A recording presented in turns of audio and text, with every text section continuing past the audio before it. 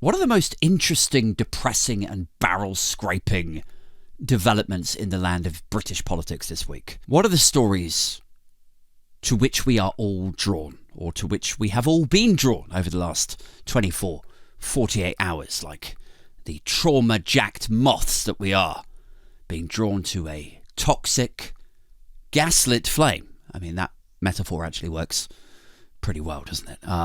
There's lots going on.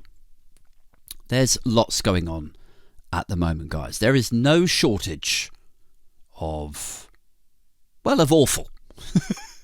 No shortage of awful out there, right? I mean, we have shortages of pretty much everything else, I think, in Britain right now.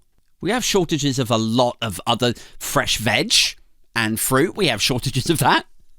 We have a shortage of fresh water in some parts of the country. In this first world country, we have shortages of fresh water, both out the tap, both in the rivers, and bottled water.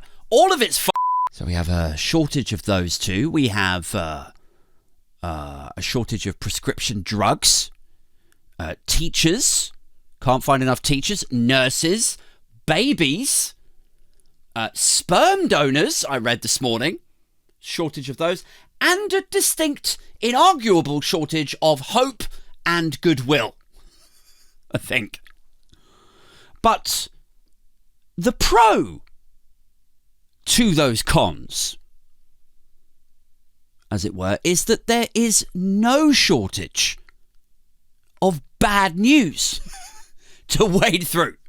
Is there? Which of you host a show like this that is anchored in bad news, in depression, in a total lack of hope? Well, then it's good news, isn't it? The bad news is paradoxically good news. There's no shortage of bad news to wade through like you are Russell Brand wading through the sewagey sludge of the Thames to perform your latest fake baptism on your fake friend, who will now presumably be able to pray to God when he inevitably catches cholera and Hep A.